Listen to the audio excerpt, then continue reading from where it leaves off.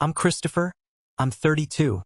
And on my last birthday, my own brother toasted me as the family's biggest loser in front of everyone I love. Before I tell you how that single moment led to the biggest secret of my life being exposed and changing everything forever, do me a favor and let me know where you're watching from in the comments below. It's always cool to see how far these stories travel. Okay, so picture this. My small apartment, the one I work 60 hours a week to afford. It smells like the lemon rosemary chicken I'd spent hours on and the vanilla of the birthday cake I baked myself from scratch. It wasn't fancy, but it was mine. And for my 32nd birthday, all I wanted was a quiet, peaceful dinner with my family.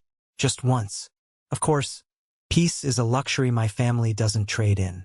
They showed up 30 minutes late, not with apologies, but with an entrance. My younger brother, Leo, walked in like a rock star, sunglasses still on, immediately complaining about the parking. My parents, Richard and Eleanor, followed. My dad, without a word, walked straight to the counter, saw the special bottle of wine I'd been saving, a gift from a client, and started struggling with the cork. "Dad, that's for dinner," I said as gently as I could. He just grunted. "It's wine, Christopher. It's meant to be drunk." The cork popped. He poured a glass that was far too full. The night had begun. Dinner was a masterclass in my family's dynamics. My mom, Eleanor, spent the appetizer course lamenting my lack of a serious girlfriend and my unstable career choice. "A promotion is nice, honey, but is it secure? You work so hard. For what?" My dad, Richard, chimed in between mouthfuls of chicken.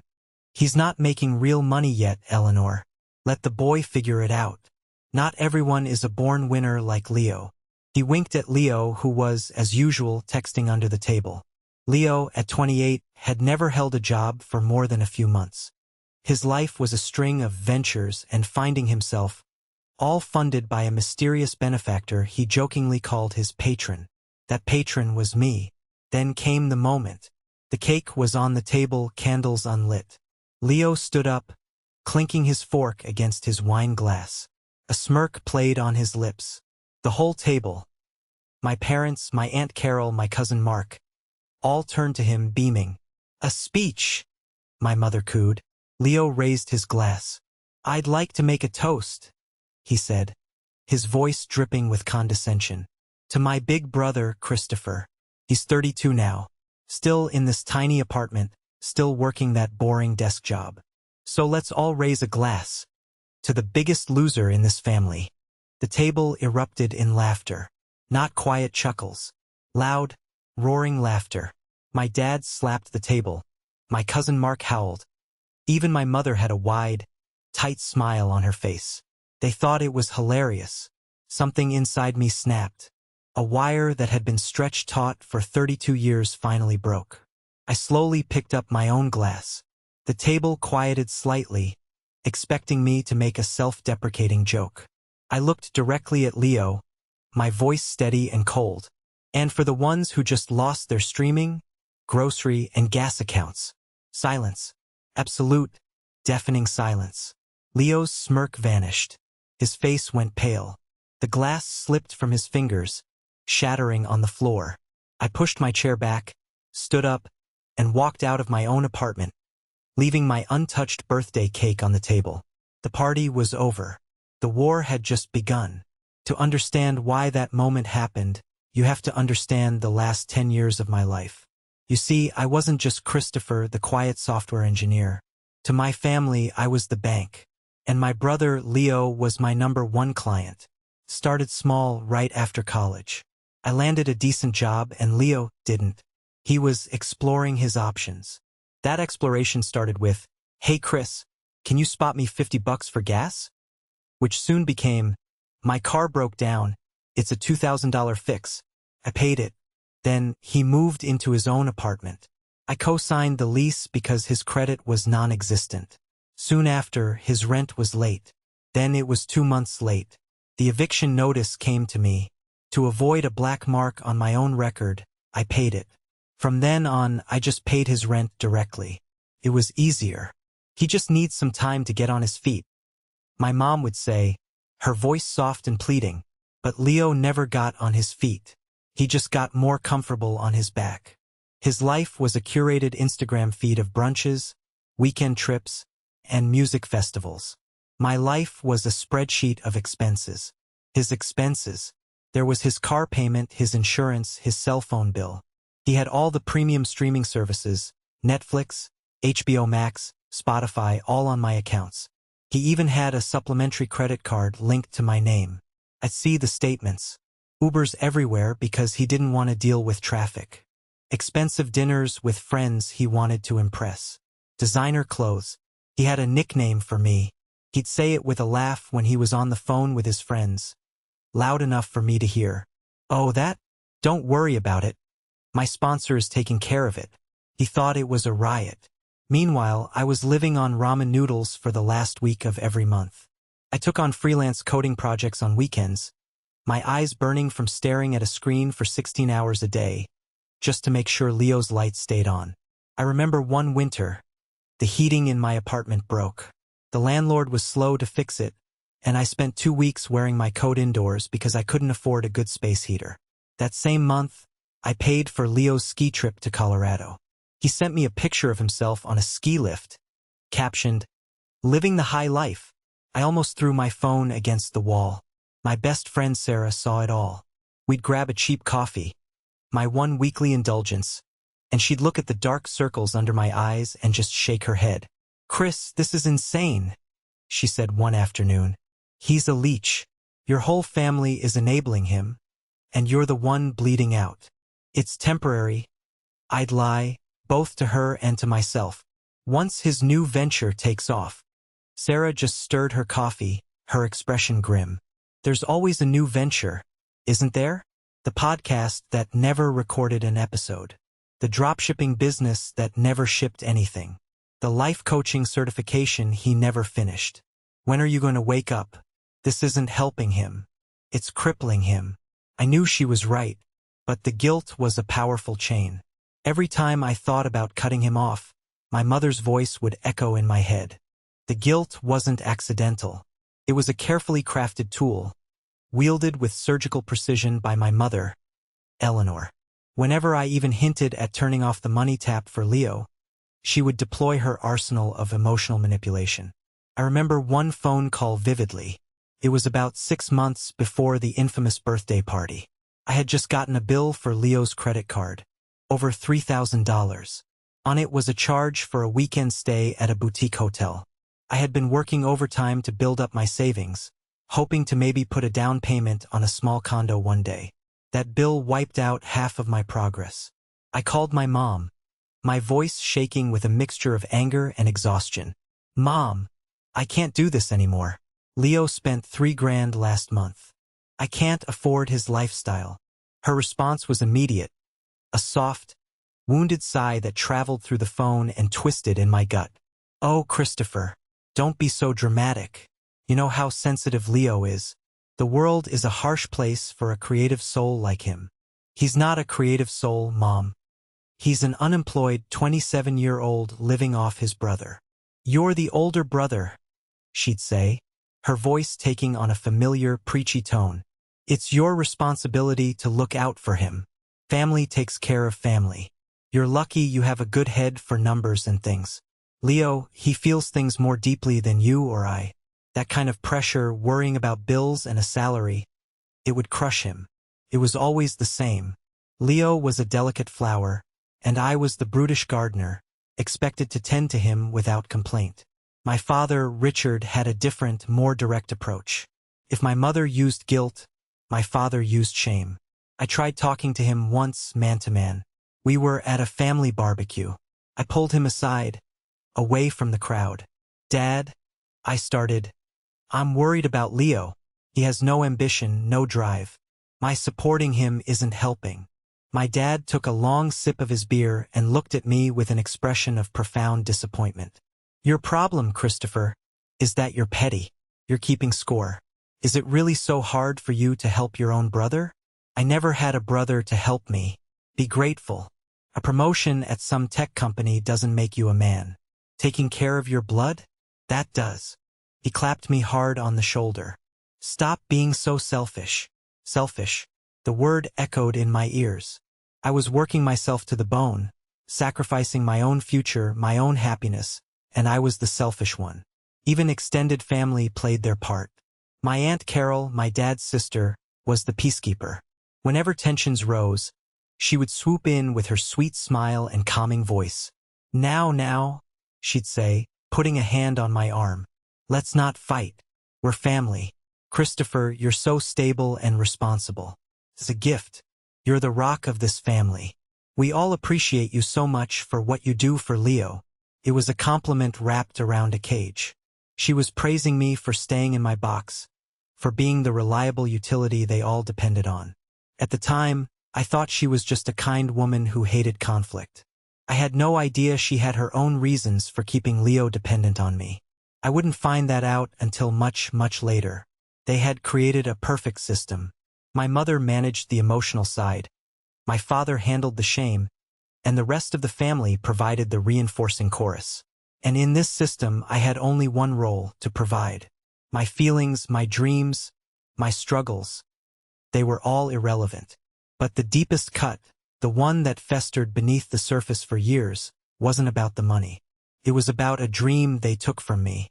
During my final year of college, I was at the top of my game.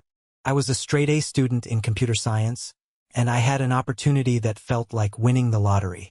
I was offered a full scholarship for a master's program at a prestigious university in Germany. It was everything I had ever wanted.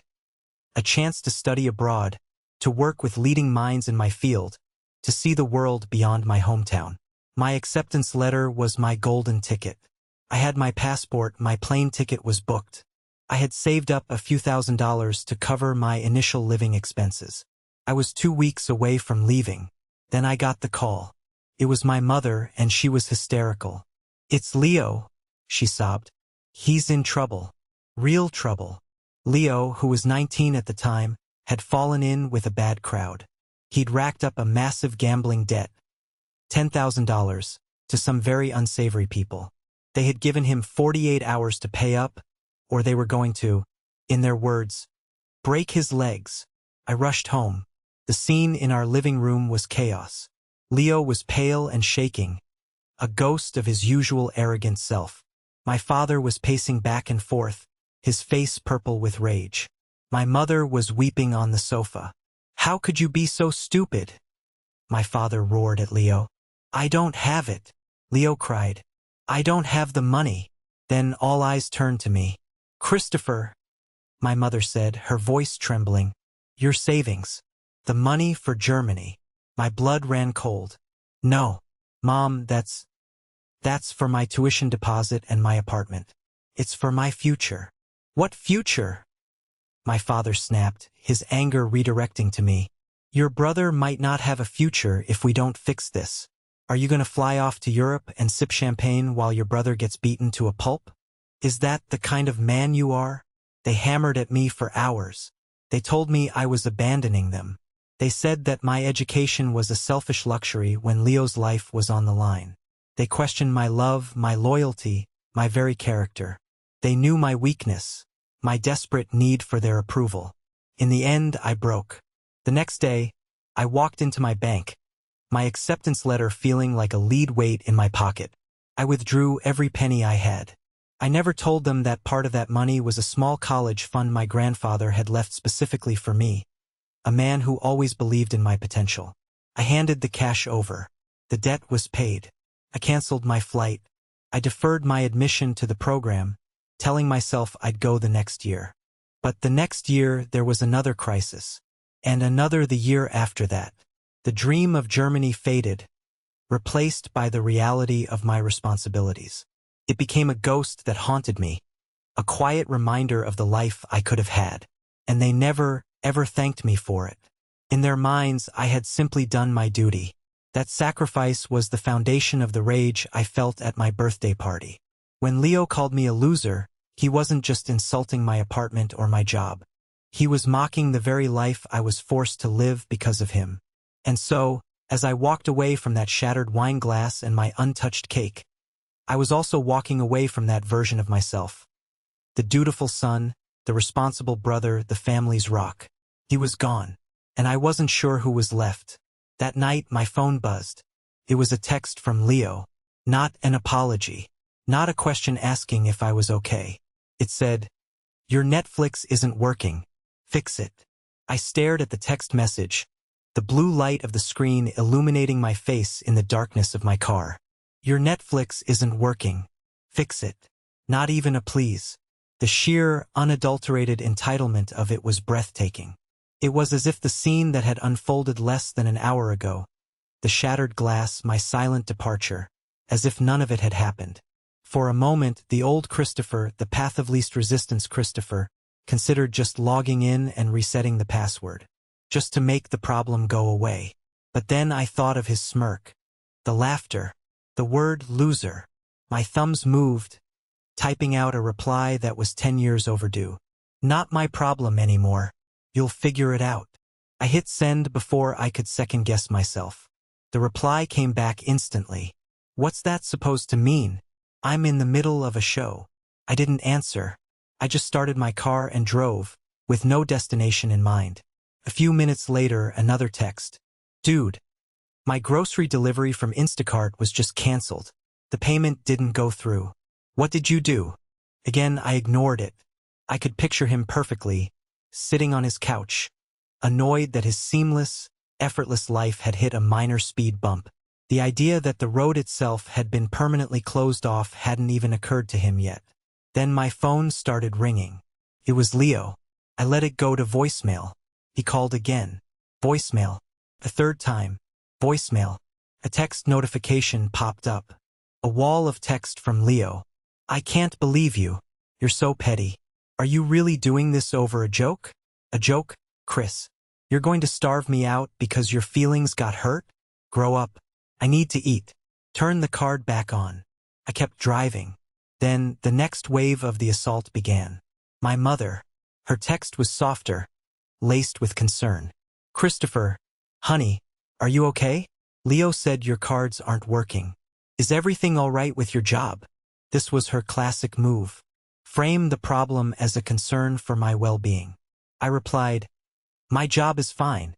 My cards are fine. Leo's access to them is not." The phone rang almost immediately. It was her. I knew I had to face this. I pulled over to the side of a deserted road and answered. "Christopher, thank God. I was so worried," she began, her voice thick with fake relief. "I'm fine, Mom." "Well, Leo isn't fine. He says you cut him off from everything. What's going on? Was his toast really that bad? You know how he is, he has a sharp sense of humor. He didn't mean it. It wasn't a joke, Mom. And you laughed." There was a pause. "We were just trying to lighten the mood. You're always so serious. Honey, this isn't the way to handle things. You can't just cut your brother off. He depends on you." "That's the problem," I said, my voice dangerously quiet. "It ends now. Don't be ridiculous," she said, her tone shifting from concern to command. "Turn his services back on. We can talk about this like a family tomorrow." "No." The line went silent for a long moment. Then she unleashed the guilt. "I don't know what's gotten into you. After everything we've done for you, this is how you repay us? By abandoning your brother? I raised you better than this." Before she could continue, Leo sent another voicemail. It was just a string of curses, ending with, "I hope you're happy living your miserable, poor life alone." That was it. I ended the call with my mother mid-sentence. I opened my contacts, found Leo's name, and hit the block button. The silence that followed was the sweetest sound I'd heard in years. The next few days were a blur of silence from my immediate family. They were clearly trying the silent treatment, assuming I would crack and come crawling back, begging for forgiveness. But something had shifted in me. The silence wasn't punishment. It was peace. However, I made a critical mistake. I underestimated how deep the family network of control went. David was a family friend, someone I had known since I was a kid. He was my father's golf buddy, a real estate agent who was always at our holiday dinners. He had always seemed like a neutral party, a decent guy. He'd often pull me aside and ask how I was really doing, with a look of genuine concern in his eyes. I thought I could trust him. He called me a week after the birthday incident. "Hey, Chris, your dad told me what happened. Just wanted to check on you, man. That sounds rough." His voice was so full of sympathy that my guard came down. For an hour, I poured my heart out to him. I told him everything. The years of financial burden, the pressure, the toll it was taking on my mental health. I even admitted something I hadn't told anyone else. That to keep up with Leo's spending, I'd had to sell off some company stock options I'd been given early on. A move that pained me deeply. I told him about the freelance work, the sleepless nights. I told him I felt like I was drowning. David listened patiently. "Wow," he said when I was done. "I had no idea it was that bad. You're doing the right thing, Chris. You have to put yourself first. If you need anything, I'm here for you." I hung up feeling a profound sense of relief. Finally, someone understood. Someone in their circle was on my side. I was a fool. 2 days later, my father called. His number popped up, and my stomach clenched. I almost ignored it, but I decided to face it head-on. "Hello." His voice was dripping with a cold, smug fury. "So, I hear things are tough for you," he started, no preamble. "I hear you're so broke you had to sell off your little stocks. I hear you're working yourself to death with side jobs." My blood froze. Every word he was saying was a direct quote from my confidential conversation with David. "Where did you hear that?" I asked, even though I already knew the answer. "David and I had a round of golf yesterday," he said with relish. "He told me everything. He's worried about you. We're all worried about you. It all makes sense now." "What makes sense?" "Your behavior," he practically shouted into the phone. "You're not setting boundaries. You're just a jealous, bitter failure. You're lashing out at your brother because you can't stand that he enjoys life while you're slaving away at a dead-end job. You're angry that you mismanaged your own money, so you're taking it out on him." The betrayal hit me like a physical blow. David hadn't been concerned. He had been gathering intelligence. He had run straight to my father, armed with my deepest vulnerabilities, and they had twisted them into weapons to use against me. My financial struggles weren't a result of their pressure. They were proof of my own incompetence. My pain wasn't valid. It was just jealousy. I gripped the phone, my knuckles turning white. My throat felt tight, like I couldn't get enough air. It wasn't just a family matter anymore. It was a conspiracy. They were so committed to the narrative of Leo the golden child and Christopher the grunt that they would lie, manipulate, and turn my own confessions against me to protect it. "Are you done?" I asked, my voice barely a whisper. "I'm done when you stop this nonsense and apologize to your brother." "Goodbye, Dad," I said, and I hung up. I didn't just block Leo's number that day. I blocked my father's. I blocked my mother's. And with a deep, satisfying sense of finality, I blocked David's. The circle was getting smaller. And for the first time, that felt like a good thing. Felt safe. The betrayal lit a fire in me. The hurt was still there, but it was quickly being forged into something harder, something more useful. Resolve. They thought I was doing this out of spite, out of jealousy. I realized I had to prove them wrong. This wasn't about punishing Leo. It was about saving myself. But a small part of me, the part that still remembered the little brother I used to build forts with, didn't want to see him completely destitute. I didn't want him homeless. I just wanted him to stand on his own 2 feet. So, I decided to make one final, proactive move. I wouldn't give him another $1, but I would give him a chance. A real one. I spent a whole Saturday morning working on something I hadn't looked at in years. Leo's resume. It was a pathetic document, full of holes and embellished half-truths about his ventures. I deleted all the nonsense. I focused on the skills he actually had. He was charismatic when he wanted to be, he was decent with social media, and he could talk his way out of anything. I reframed his scattered, short-lived jobs into contract positions. I highlighted his communication skills. I made him sound competent. Then, I changed the contact information to my own email and phone number. I didn't trust him to even answer a call from a potential employer. I scoured job sites for entry-level, remote administrative assistant positions. Nothing glamorous. Nothing that required a decade of experience. Just a job. Something to pay the bills. something to teach him responsibility. I found 3 promising listings and submitted his polished resume. A few days later, I got a call. It was from a small tech startup in Colorado, looking for a remote assistant. They were interested in Leo. I did a quick pre-screening call, talking up his organizational skills, and scheduled a video interview for him.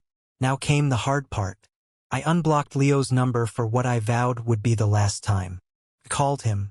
He answered on the first ring, his voice wary. "What do you want?" "I got you a job interview," I said, straight to the point. There was a long pause. "A what?" "A job interview. Remote administrative assistant. $17 an hour, 20 hours a week to start. The interview is Thursday at 2 p.m. I'm sending you the link." He scoffed. The sound grated on my nerves. I'm not wasting my energy doing boring admin work for $17 an hour. That's not who I am. The sheer arrogance, coming from a man who was probably eating canned beans in an apartment he couldn't afford, was staggering. The fire inside me roared. "Then figure out who you are without my money," I said, my voice as cold as ice. "This is it, Leo. This is the last lifeboat I'm sending you. You can either get on it or you can sink. Your choice." I hung up before he could respond. Predictably, my mother called an hour later. "Christopher, what are you doing? You can't force Leo into a job he hates. You're being so cruel. He wasn't built like you. He needs to follow his passion." "His passion for what, Mom? Spending my salary?" I shot back. "He has an interview on Thursday. If he doesn't take it, that's his decision. But my decision is made. The bank is closed. Permanently." I ended the call. The ball was in their court. My conscience, for the first time, was clear. I hadn't just abandoned him. I had given him a map and a compass. Whether he chose to navigate his way out of the woods was up to him. To my absolute astonishment, he took the interview. And, even more shockingly, he got the job. I think the startup was so desperate for help that a living, breathing human who could form complete sentences was enough to get hired. The first few weeks were rocky. Leo complained constantly via text. I had unblocked him. Cautiously. The work was boring. His boss was demanding. The hours were too early. It was a stream of negativity that I met with a consistent, gray wall of indifference. My only replies were one-word answers. "Okay. Sure. Got it." But then, something shifted.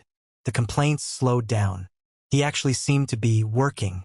He mentioned having to wake up early for a team meeting. He asked me a question about how to format a spreadsheet. He was being paid weekly, and for the first time in his adult life, he paid his own utility bill. He sent me a screenshot of the confirmation page with no text.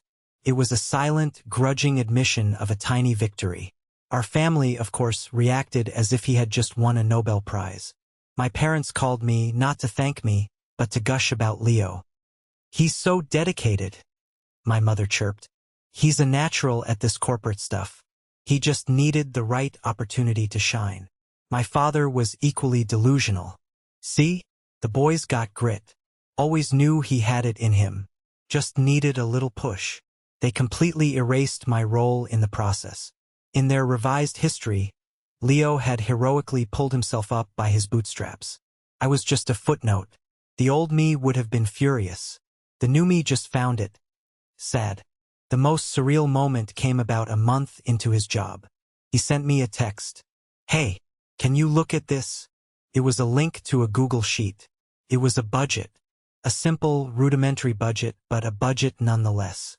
He had listed his income and his expenses. Rent, utilities, food. He was actually tracking his spending. A few days later, another text arrived. This one was different. It wasn't a complaint or a question. It just said, "I get why you were mad. I really messed things up. I'm trying, Chris. I swear I am." It was the closest thing to an apology I had ever received from him. A fragile hope began to flicker within me. Maybe this was working. Maybe he was actually changing. Around this time, I started dating. Her name was Emily. I met her through Sarah. She was smart, funny, and incredibly down-to-earth. When I told her vaguely about my family issues, she didn't offer platitudes. She just listened and said, That sounds incredibly difficult. I'm glad you're putting yourself first. Being with Emily felt like breathing fresh air after being locked in a stuffy room for a decade. She saw me for who I was, not for what I could provide. It was new. And it was wonderful. Things were looking up. The storm seemed to be passing. But I should have known. With my family, the eye of the hurricane is often the most deceptive place to be. While the drama with Leo was unfolding, things at my own job were intensifying, but in a good way. Most people at my company, a mid-sized but rapidly growing software firm, knew me as Christopher, the lead systems architect. I was the quiet guy in the corner who could solve impossible coding problems. I kept a low profile. I came in, did my work, and went home. It was a persona I had cultivated intentionally, kept me off the radar both professionally and personally. Only a handful of people knew the full story.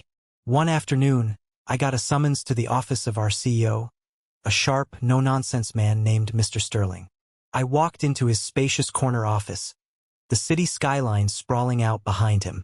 "Chris, sit down," he said, gesturing to a leather chair. We spent 20 minutes discussing the final stages of our flagship project, a complex logistics platform that was about to launch. It was my baby. I had designed it from the ground up. Then, Mr. Sterling leaned back, lacing his fingers behind his head. "The launch party is in 3 weeks. It's also a major fundraiser. We're inviting investors, the media, everyone. It's going to be a big night for the company." "Sounds great," I said. "The platform will be ready." "I'm not worried about the platform," he said with a slight smile. "I'm worried about you. You've been a ghost for 5 years, Chris.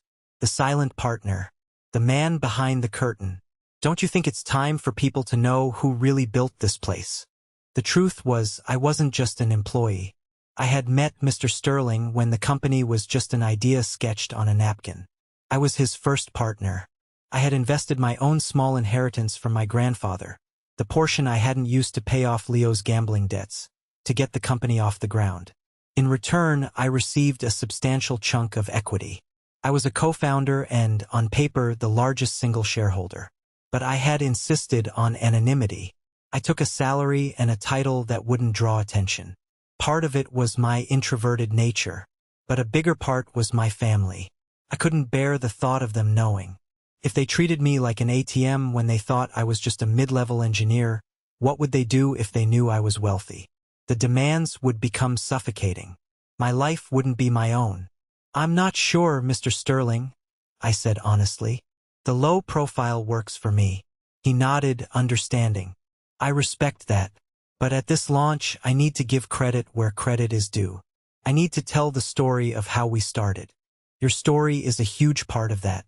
Think about it. It's your call. But I think you've hidden your light under a bushel long enough." I left his office with my mind racing. For years, I had compartmentalized my life. There was work Christopher, successful and respected by the few who knew the truth. And there was family Christopher, the loser, the failure, the reliable doormat. The two identities had never touched. But now a seed was planted. What if they did? What would happen if the curtain was finally pulled back?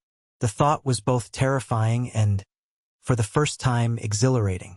I didn't know it then, but a storm was coming, and that launch party was destined to be the stage for a revelation no one saw coming. The text from Leo came 2 weeks before the company launch party. "Hey, I got a raise. $2 an hour. It's pretty cool." I told him I was proud of him, and for the first time I actually meant it. The fragile hope grew stronger. It was in this climate of cautious optimism that my mother called. She had heard about my company's big party through the grapevine, probably Aunt Carol, and was laying the pressure on thick. "Christopher, you should invite us. We'd love to see where you work. We're so proud of all your hard work, and we never get to celebrate you." The irony was so thick I could have choked on it. Celebrate me? Or celebrate a free night out with fancy food and drinks? Against my better judgment, and with a small, foolish part of me wanting them to see even a slit rim of my success, I agreed. I sent them 4 invitations. For my parents, Aunt Carol, and Leo. The night of the event arrived. It was held in a stunning downtown ballroom with floor-to-ceiling windows. Waiters circulated with trays of champagne and hors d'oeuvres. The air buzzed with excitement. I was in a sharp suit, feeling more nervous than I had in years. Emily was by my side, a calming presence in her elegant dress. Then my family arrived. They walked in and immediately looked out of place. They stared at the opulence with a mixture of awe and resentment. My father immediately started complaining about the valet parking fee. My mother surveyed the room with a critical eye. "It's all a bit much, isn't it?" she whispered to me. For a software company. Leo, however, was in his element. He grabbed a glass of champagne and immediately started acting like he owned the place. He was dressed in a suit that was clearly too expensive for his new salary. When I introduced him to a few of my colleagues, he'd shake their hands and say things like, "Yeah, Chris is my brother. I'm more on the entrepreneurial track myself. Can't be tied down to a desk, you know?" He was positioning himself as the cool, rebellious one compared to his stuffy corporate brother. But the worst part came when I was talking to Emily and my parents. My father looked around the room at the successful people, the palpable energy of innovation, and then he looked at me. He put a heavy hand on my shoulder. "You know, son," he said, his voice loud enough for several people to overhear, "I know you do your best, and this is a nice little party. But don't get distracted. You still need to look out for your brother. His potential is limitless. You just punch the clock.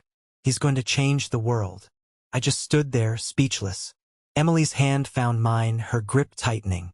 Right in the middle of my world, the one place I was a success, he had found a way to call me a failure. Just then, my phone vibrated. It was a text from a number I didn't recognize. I opened it. "Hey Chris, it's Chloe, Leo's ex. I know this is random, but I heard he was telling people he quit his job to follow his dream. That's not true. I thought you should know he was fired last Friday for repeatedly missing meetings and poor performance. He begged me not to tell anyone. Sorry to be the one to tell you this. Coup twist foo number 2. My blood went cold. The raise, the budget, the apology. It was all a lie, a performance. He hadn't changed at all. He had been fired and was just waiting for the right moment to come crawling back for money, playing the part of the reformed brother until then. I looked across the room and saw him, laughing with a group of investors, charming them, probably trying to get seed money for his next fake venture. The rage that had been simmering for years began to boil over. Mr. Sterling caught my eye from across the room and gave me a subtle nod. It was almost time for the speeches. It was almost time for the curtain to rise. The lights in the ballroom dimmed. A spotlight hit the stage. The buzz of conversation faded to a respectful hush. Mr. Sterling, looking commanding in his tailored suit, walked up to the podium. "Good evening, everyone," he began, his voice echoing through the hall. "Thank you all for being here to celebrate a monumental milestone for our company." My family had found seats near the back. I stood along the sidewall near the stage with Emily. My heart was pounding against my ribs, a frantic drumbeat. I could feel my parents' eyes on me, probably wondering why I wasn't sitting with them, why I looked so tense. Mr. Sterling talked about the company's journey, the struggles, the breakthroughs. He thanked the investors, the employees, the partners. My father was whispering something to my mother, probably a critique of the speech. Leo was scrolling through his phone, looking utterly bored. "Every great company has an origin story," Mr. Sterling continued, his voice growing more personal. "Ours began not in a boardroom, but in a cramped garage with 2 guys, a mountain of student debt, and an idea we believed in." He paused, letting the words hang in the air. "Everyone here knows me as the CEO, the face of the company. But tonight I want to talk about the heart of it, the architect, the man whose brilliance is the foundation upon which every single one of our successes has been built." My father actually yawned. I saw it from the corner of my eye. "He's a man who has avoided the spotlight," Mr. Sterling said, his eyes scanning the room until they locked with mine. "He preferred to let his work speak for itself. He poured not just his genius, but his own savings, a small inheritance from his grandfather, into this company when it was nothing more than a gamble. And it paid off. Suddenly, A massive screen behind the stage, which had been showing the company logo, flickered to life. It was a live feed from a camera at the back of the room, and it was pointed directly at me. My face, 10 feet high, was now broadcast to everyone in the ballroom. A murmur went through the crowd. I saw my parents' heads snap in my direction. Their eyes widened. Leo looked up from his phone, his jaw literally dropping. Mr. Sterling's voice boomed.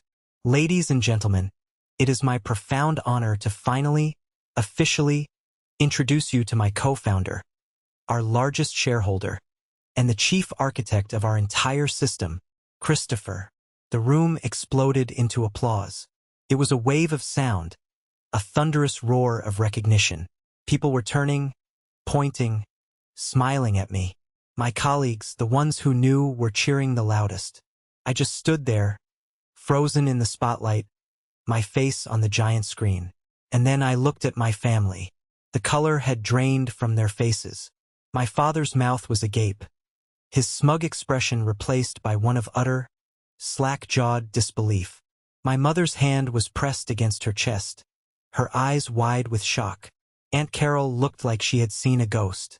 But the best reaction was Leo's.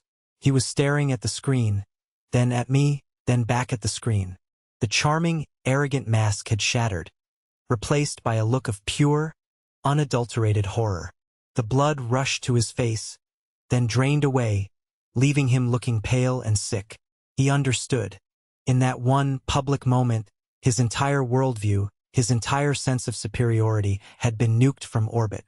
The loser brother, the boring grunt, the family ATM, was the wealthiest, most successful person he had ever known. And he had just spent a decade treating him like dirt. Mr. Sterling beckoned me to the stage. As I walked forward, out of the shadows and into the light, the applause grew louder. I felt Emily squeeze my hand one last time before letting go. It was a step I had to take alone. And for the first time in my life, I wasn't afraid. This was the moment that changed everything, when I finally took back control of my own story. Thank you for sticking with me to this point. You guys are amazing. Please do me a favor and hit that like button and comment the number 1 down below, just so I know you made it this far with me. It doesn't just help more people find this story. It lets me know that my experiences mean something to someone out there. Your support is the biggest motivation for me to keep sharing the rest of this journey. The rest of the evening passed in a surreal haze. After a brief, heartfelt speech where I thanked Mr. Sterling and my team, I was swarmed. Investors wanted to shake my hand. Colleagues clapped me on the back.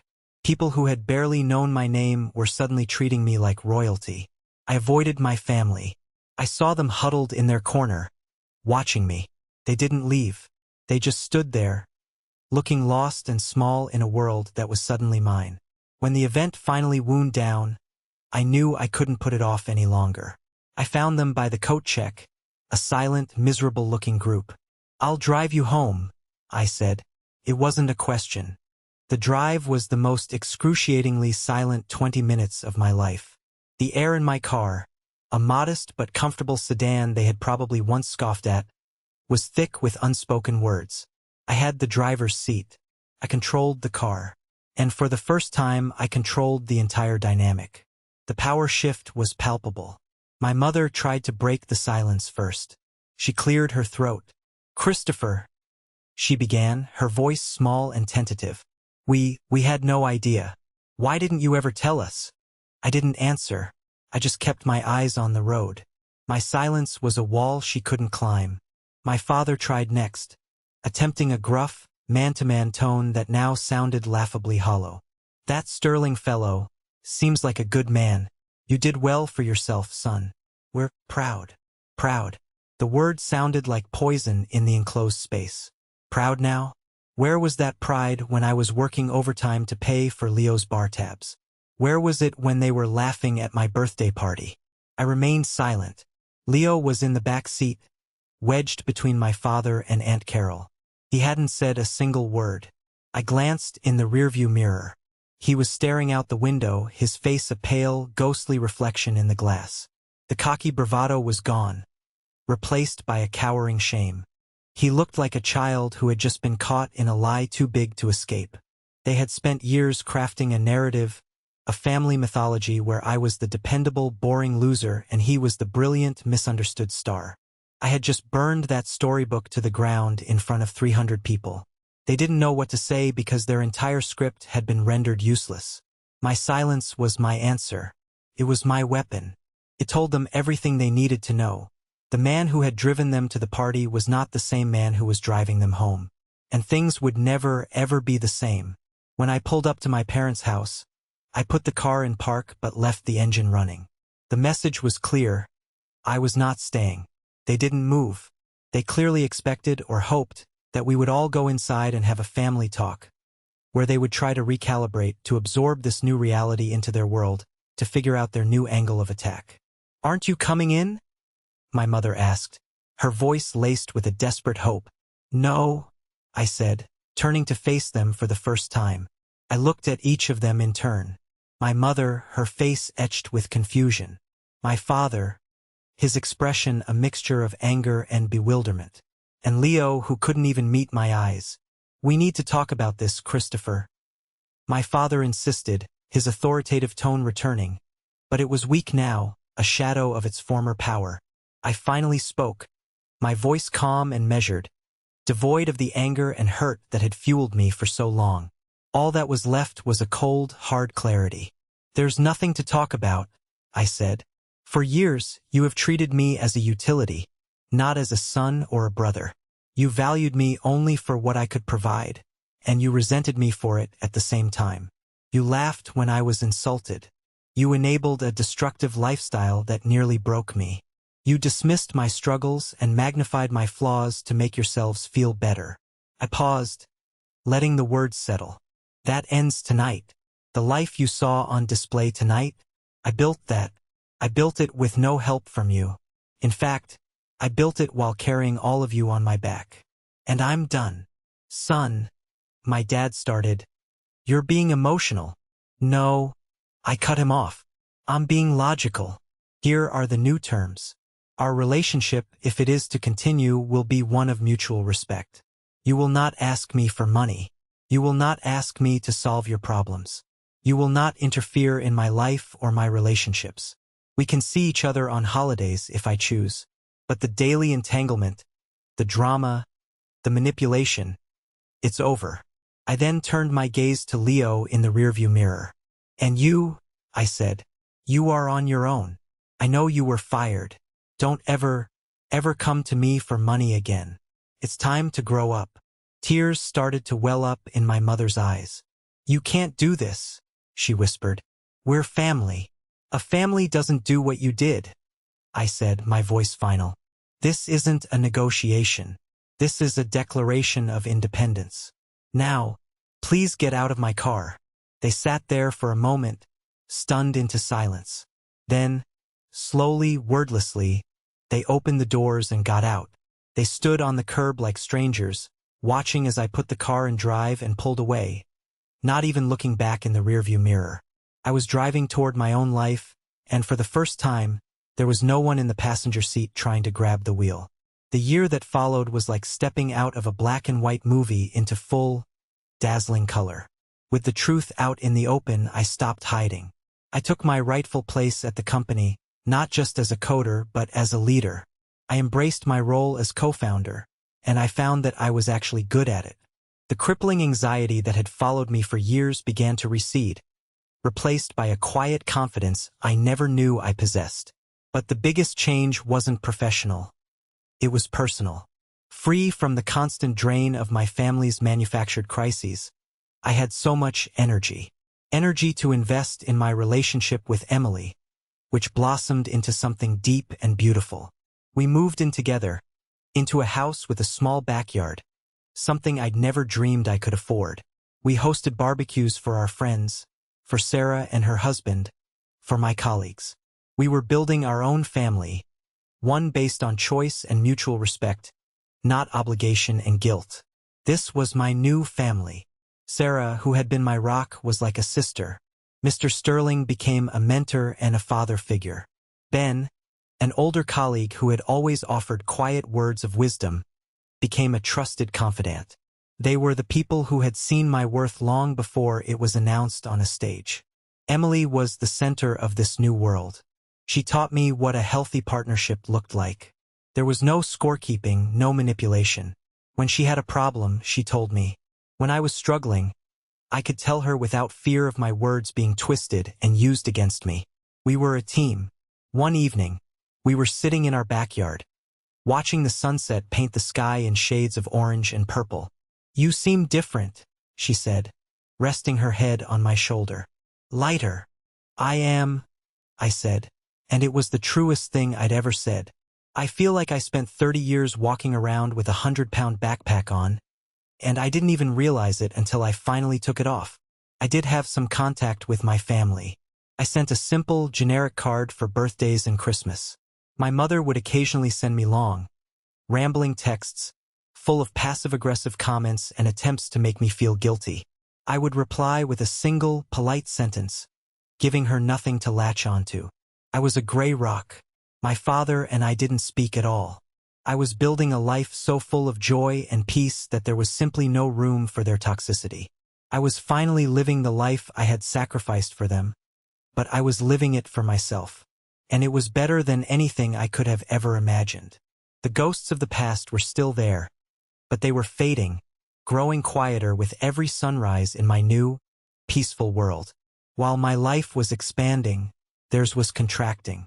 I didn't seek out news about them, but it trickled in anyway, mostly through my cousin, Ethan, Mark's brother, who had always been a quiet observer of the family drama.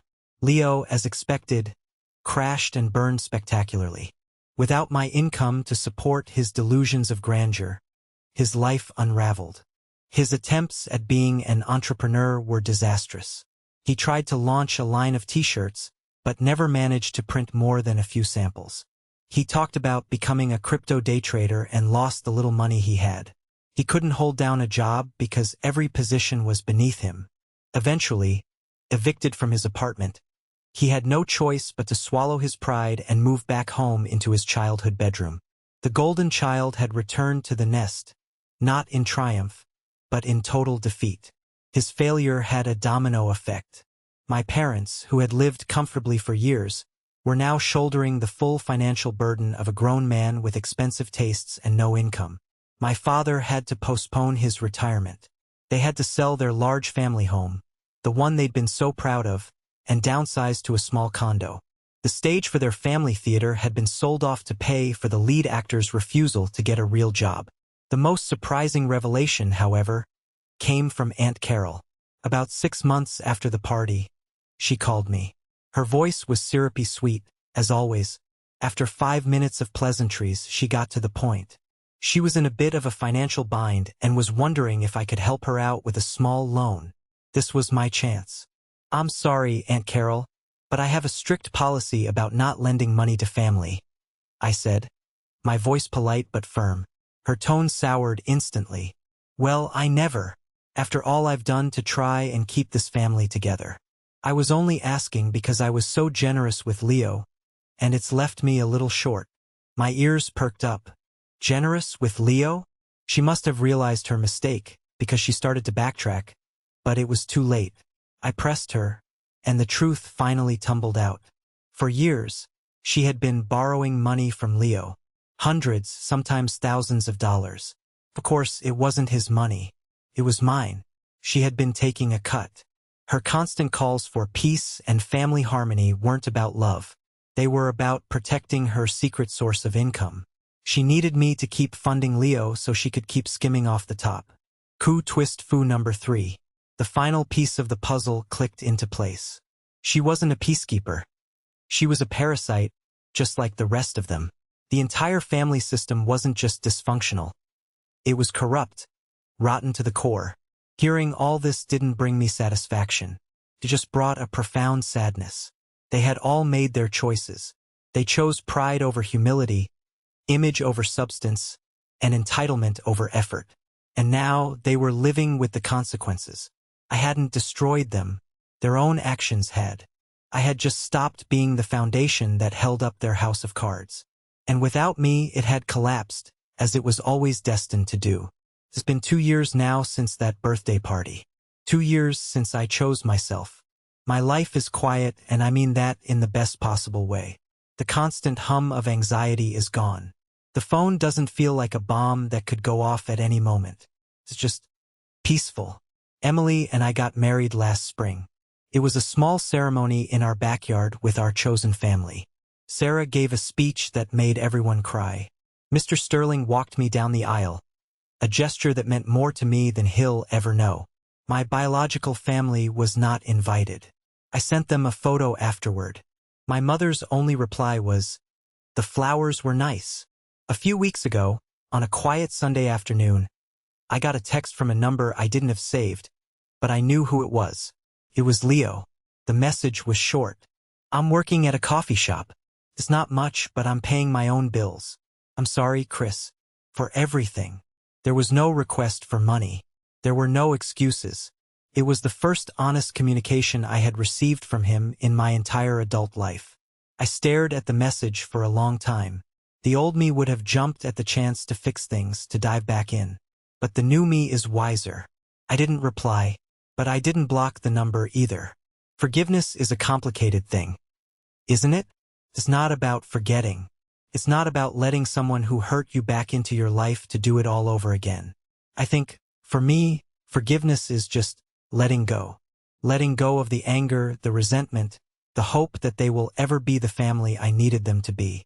They are who they are, and I am who I am. Not the loser, not the ATM, not the rock, just Christopher. And for the first time, that feels like more than enough. Thank you for listening to my story. I hope it resonated with you in some way. It's been a long and difficult journey, and sharing it helps. Have you ever been in a situation where you had to choose between your family and your own well-being? I'd be honored to read about your experience. Please share your story in the comments below, and don't forget to like this video and subscribe so you don't miss what I share next. Take care of yourselves.